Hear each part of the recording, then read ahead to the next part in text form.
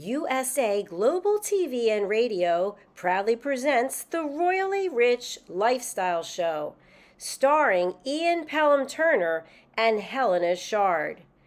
Brought to you in part by the British School of Excellence, Investors in People. This program is brought to you in part by the British School of Excellence and founder, Mr. Philip Sykes, building confidence, changing lives. Do you share our view that etiquette is a set of modern life skills that are essential for personal and professional success? Join us as an etiquette coach and change people's lives through the power of etiquette and manners. The last few days have been really amazing. I had a trainer course from the British School of Etiquette. And I must say it's been one of the best decisions I've ever made and one of the best investments I've made in my own training and development. Now, words alone will not describe the transformation and the positive path that I have traveled with the British School of Etiquette. I found I learned a lot from the lessons this time I came. The last few days with the British School of Etiquette have been fantastic. And what I've learned now is really beyond my expectations. This is the most rewarding experience and the best investment I have made this year. It was just great. I learned so much, and when I go back to Belgium I will incorporate a lot of it into my day-to-day life and business. It's been absolutely wonderful for the whole week that we were here. I feel transformed, and I feel like blowing a trumpet and tell people, come and do this school, this class is the best, this is the best school ever. You should take it. It will change your life immediately. I am now able to teach other people how to bring the best of them. Thank you. Thank you, BSc. Thank you. Thank you so much. Thank you. Thank you to our clients for their testimonials on the Train the Trainer program. Our exponential and global growth is so significant that we've evolved from the British School of Etiquette to the British School of Excellence, where we're investors in people. Let us invest in you and your career. Contact us to become an etiquette coach. Go to thebritishschoolofexcellence.com. Start your career and elevate your success today.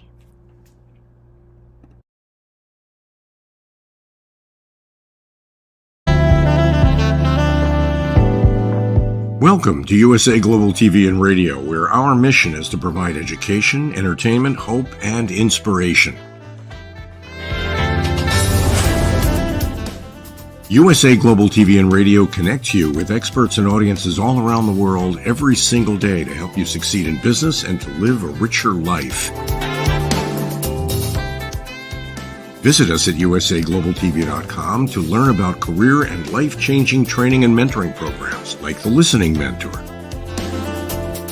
Subscribe to our newsletter to stay informed about our special programs and offers. Discover how you can become a guest on one of our shows or a host or producer of a USA Global TV and Radio show of your very own. That's USA Global TV and Radio, where the doctor is always in.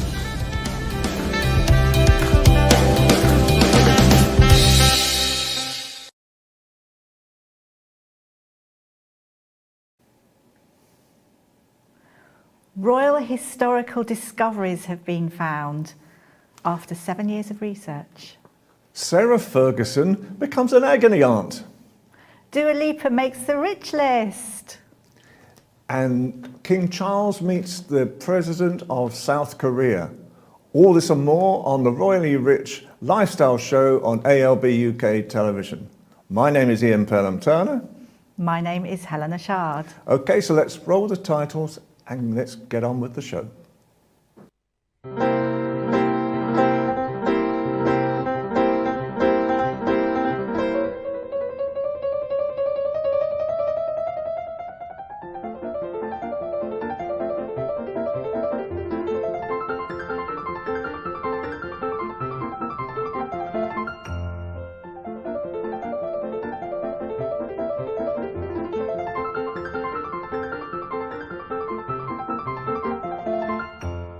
So for over 500 years, we believed that the princes in the tower, that's King Edward V. He was actually King Edward V for a couple of months, I think, and his brother Prince Richard IX were murdered by their uncle Richard in 1483. But now it seems that amateur historian Philippa Langley's latest research and bombshell evidence has disproved that. Absolutely. I mean, this is the most amazing lady because, first of all, this lady found the remains of Richard III in a car park in Leicester. So how can, I mean, this is the most amazing tale. And from a royal perspective, this is probably one of the most historic stories that have been going forever, have now been disproved. They were alive. I think it's amazing. So they took the names of Lambert Simnel and Perkin Warbeck, and they sort of actually tried to launch failed attempts to depose Henry VII in the 15th century. But I think it's incredible, isn't it, that sort of Richard III came in and just decided that he wanted to, you know, pronounce himself monarch, and that was that. But there was somebody obviously in the tower who made them a promise that they'd be kept hidden and off to Europe. What's been happening for really centuries now? Everybody's been trying to discover where the bodies were.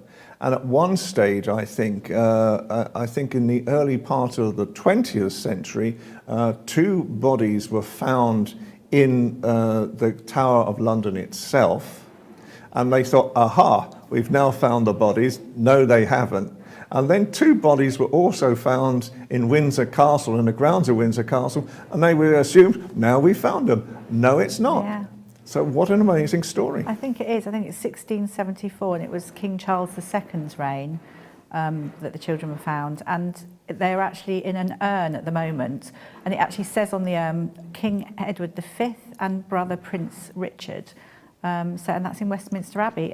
But I think the funny thing is King Charles is a fan of archaeology, and he studied it as a student at Cambridge. And obviously now people are saying that he actually wants to dig them up and do a DNA investigation. I'm not sure, to be quite honest.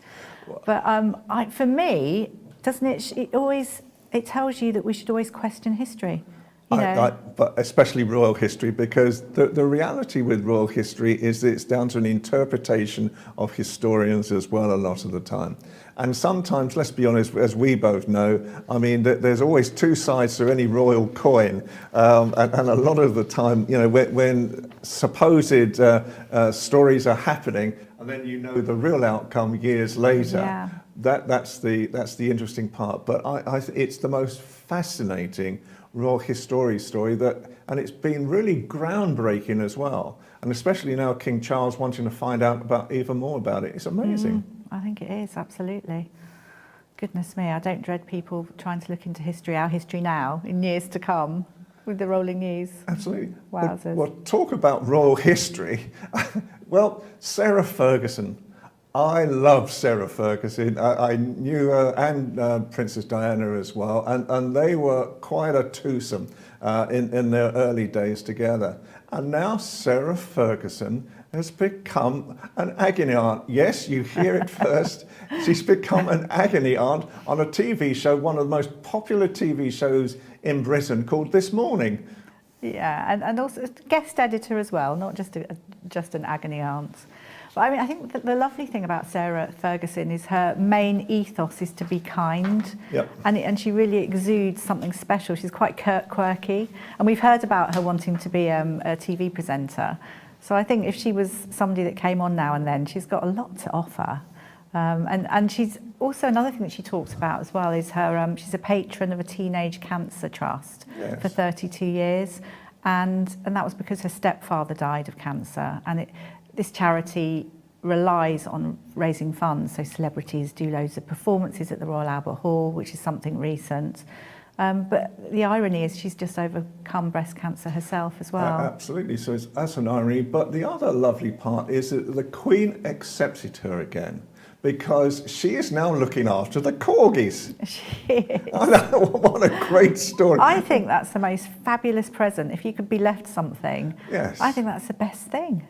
I really do. And no doubt this is one of the last requests before Queen Elizabeth died, that Sarah Ferguson looks after the dog. I mean, it's the royal family, they've got all sorts of issues at the moment, but isn't it lovely, isn't it wonderful to talk about some positive royal news as well? I think there's a lot of positive royal news. I mean, I just think they're quite tight-knit as well, the working royals at the moment.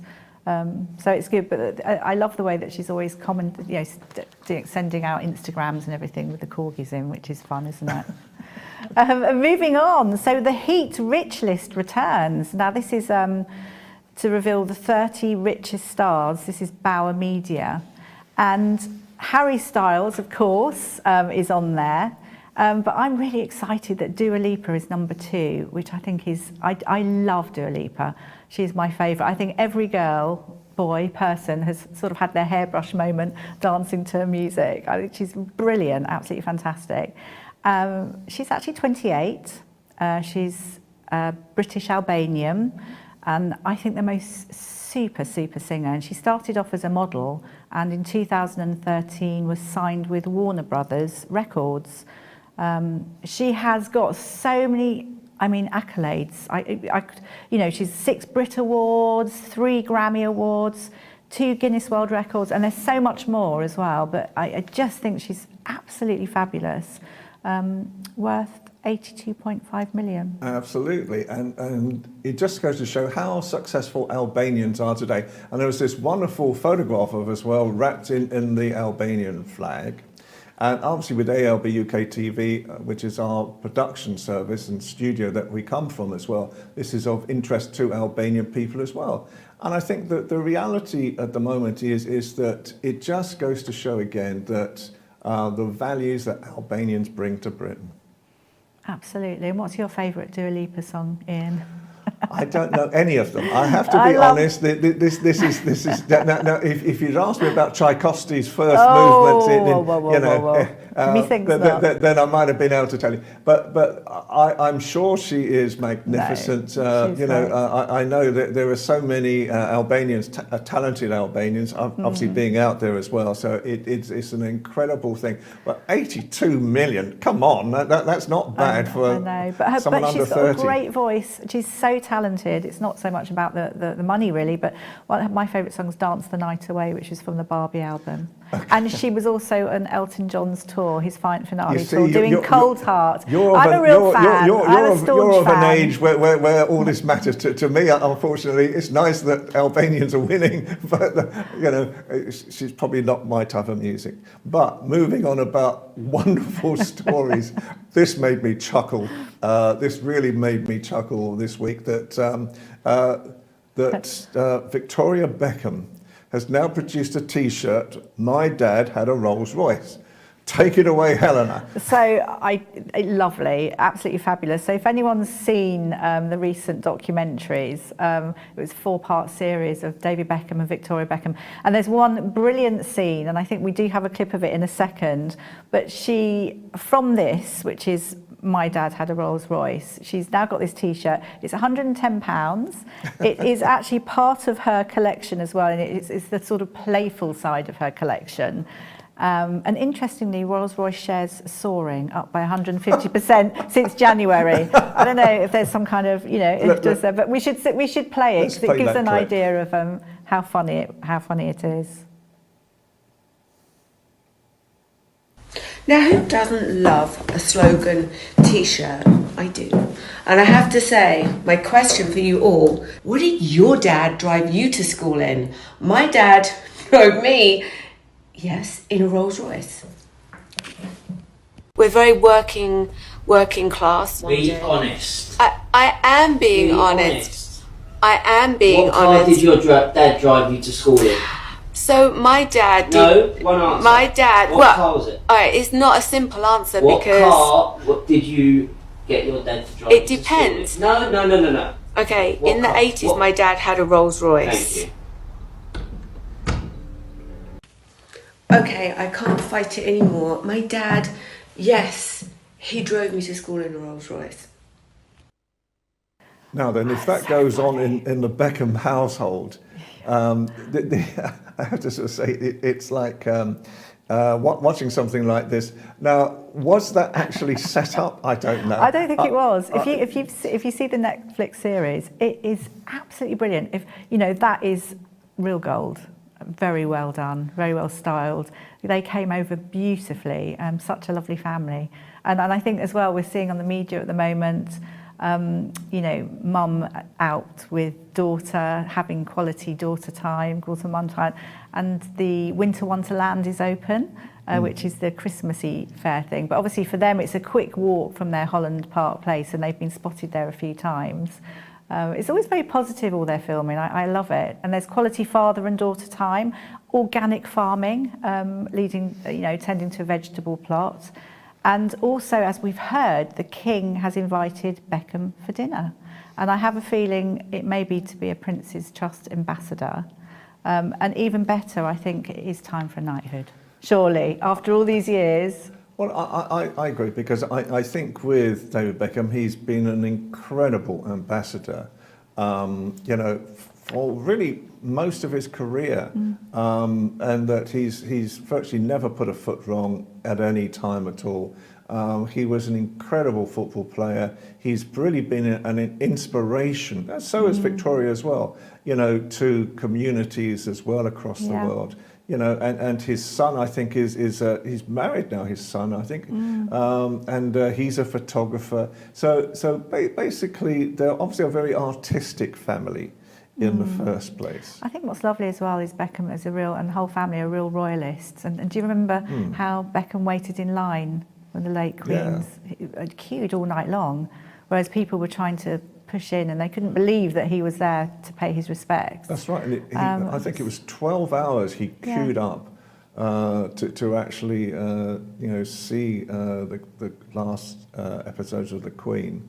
And you know, it's again, and you know, he was talking apparently to people in the crowd. He wasn't being standoffish. So many, you know, so-called celebrities that perhaps we've worked with at some time or other, that, you know, that they'll appear on television as one person, and in reality they're perhaps not the same person in real life. David Beckham is. He is. And just finally, one thing that I was surprised about. I mean, one, he's immaculate, as we know, but he's the most brilliant cleaner. As in, he's the one that he tidies up the house, he leaves everything, he spends time after dinner parties tidying and cleaning up candles, and quite amazing. Wonderful husband. He's obviously learned that from me. You know, do you know? Well, it's true. You know, I can never leave my flat unless it is reasonably clean and tidy. I could never, you know, come back to it. I always look forward to coming back to my flat when it's neat and tidy. When it's neat and tidy. Wow. Organised mind, isn't it, as well? It means. Absolutely. So very true. And also moving on, really, Victoria Beckham obviously has her clothesline, as we know, and she has a really quality product. But also Gwyneth Paltrow. Now, a little while ago, there was the ski crash, which was unfortunate. At some point, I think in springtime, and it was a high-profile ski crash. And as a result, there's now it's a musical. Yes, it's a musical. That's it. I was going to call it a pantomime. A musical called It could be a pantomime as well. It will be a pantomime. Gwyneth goes skiing. So it's a story of love, betrayal, skiing, and it's almost a little bit Christmassy. But it's set to run from the 13th to the 23rd at the Pleasance Theatre, 90 minutes. And Linus Karp plays Paltrow. Joseph Martin plays Terry Sanderson. Now, he's the optometrist who collided with Gwyneth in the Utah ski slope 2016.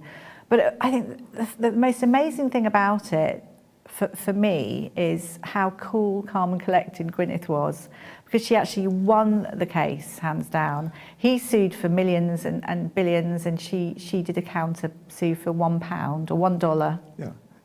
And it's just the most, I mean, when she described the actual incident herself, it's almost like a Keystone Cops crash, because apparently this gentleman came up behind her and almost was sort of sat on her skis, you know, straight behind her, and she wondered what on earth was going on. I know. Absolutely amazing. And I think as well, following on from that as well, this is new things in fashion, quiet luxury.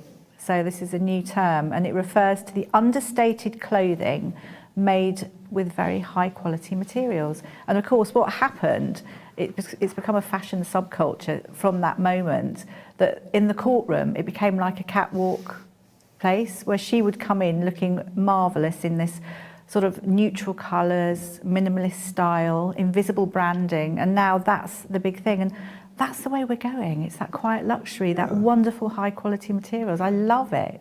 And she obviously, didn't want to diminish him either in any way. And afterwards, apparently, when the court case was over with and the result had been announced, she went over and whispered in his ear, "Good luck." Yeah, he said that. Exactly, which I think was very calm and collected. Wish you well or something, wasn't it? Good on her. Good on her. I think it's been a very royal time, hasn't it? Very royal time for King Charles time at the moment, and the whole family. So we've had King Charles has marked Interfaith Week with faith leaders. I mean, this is something that he really, it means so much to him. Even as the Prince of Wales, wasn't it? The King worked for many years promoting tolerance and greater understanding between different faiths and communities. And when he addressed the nation and the Commonwealth, he spoke about his continued desire to serve everybody loyally, with respect and love, whatever background or beliefs. And that is something that he has really, I mean, we need it more than ever, don't we? And it was really quite controversial, all of this, because at one stage when he was wanting to work on the speech that he did when he became king, he wanted to use a phrase of that he would serve all faiths, and there was a lot of controversy over this, and I think at one stage it was even, I think, the Archbishop of Canterbury got involved as well, in all of this. And I think it is so important right now that Charles is given some of the rights. In reality, he's probably been the most outspoken monarch in modern times. When he was Prince of Wales, he obviously was outspoken on a lot of things, especially architecture, for example, and the planet.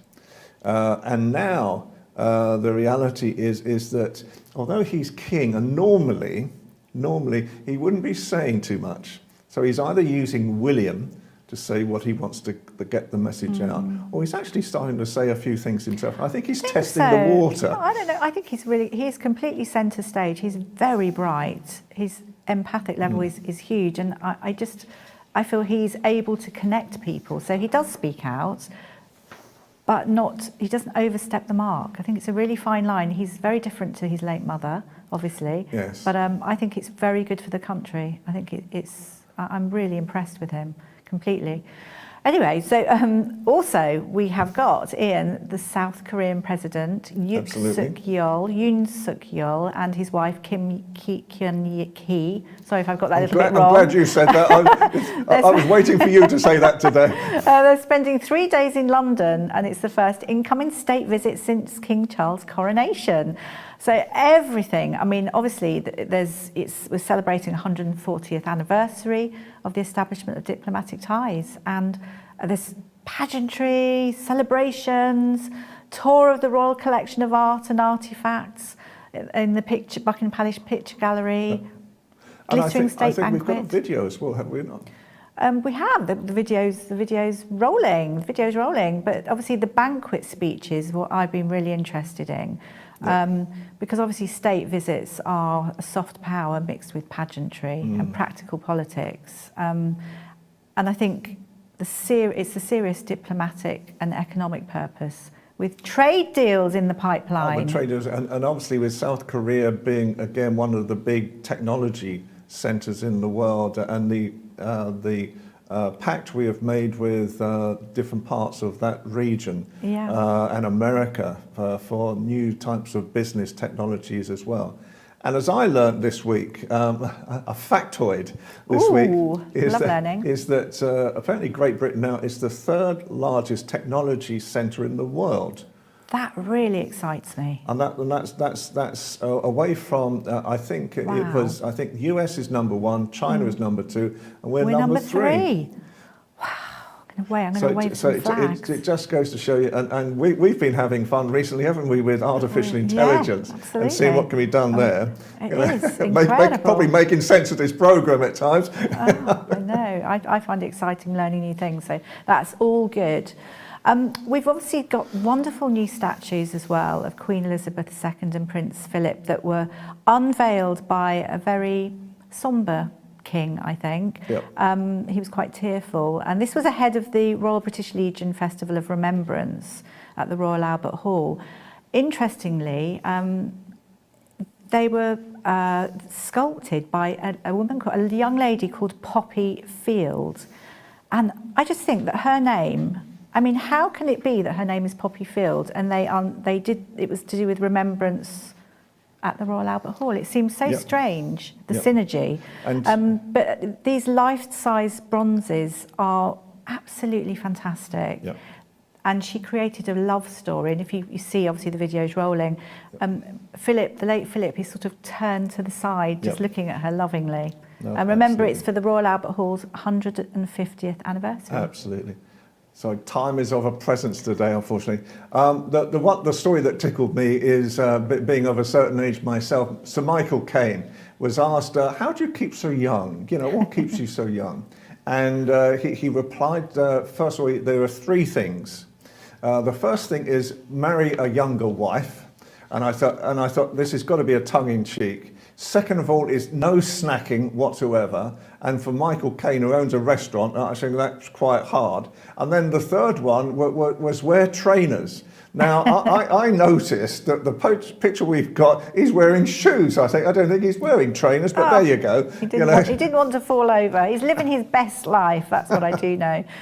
Prince William, he was given a fabulous picture from a Caribbean woman called Merle de Pearl. Have we got a little clip of that? I think we've got a clip of that. I just think it's so lovely for her because she obviously gave it to him 41 years later and was very, very excited. Well, it amused me. I was showing the clip on that one.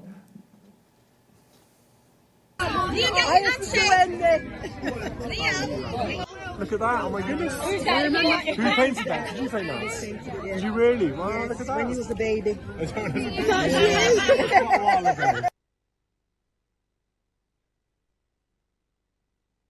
How jolly she was handing that over. Made with love. I love that. Pure love. I remember Prince William as well when he was young. So anyway, let's scout over that. Scoot over. I think we're really short on time now, but we can just talk briefly about the crown. And apparently the yellow villa. Oh, yes. So there's a Mohammed Al Fayed's yellow villa from the Crown is available on Airbnb, believe it or not. Princess Diana stayed there, and I think lots of tourists will be excited to stay there. I mean, it's very plush, stunning yellow Balearic villa. And it features in the opening episodes. Absolutely, and also some of the replicas are now being including at the front of 10 Downing Street is being sold. So it's the sets, the costumes, the props of the Crown, the revenge dress, the facade of Number 10. But I think the funniest thing is the gold coach. But there's a market for it, and it will be at Bonham's. So if anyone wants to have a little bit of the Crown. If you want a royal carriage, there's one available. Not 4 tons though, no, not gold. And I think finally we're just going to have a very brief part of the Winter Wonderland. We have, yes, and that's the new feature in London. Everyone should get there. It's very twinkly and Christmassy, and we've got a lovely little clip. Let's roll the clip. People look forward to this all year. Seeing it all come together really is special. It's nerves, it's anticipation, it's excitement. All hands on deck. One day left. Just doing the final touches. Landscaping snow going in. You know, it's long days, long hours, but I'm really, really pleased with it. I think everybody is. Winter Wonderland is hugely important for the Royal Parks. It's magical to see it come to life. We're all chiselling a little bit faster because there's only 2 hours to go now. Everything we've worked on all year. Transformed into a magical wonderland. We want everyone to enjoy what we've created. It's the start of Christmas. This is what Winter Wonderland's all about. Winter Wonderland is now open. Well, Looks that's another great show. And we've got to be really, really quick now. I know. So for me, Ian Pelham-Turner. From me, Helena Chard. Can I thank, first of all, the production team here today on ALB UK Television, also Philip Sykes from the British School of Excellence as well. What a wonderful show that we're doing again. It's been fabulous, and we look forward to seeing everyone next week. We'll see you again. So this was the Royally Rich Lifestyle Show on ALB UK Television. Bye for now.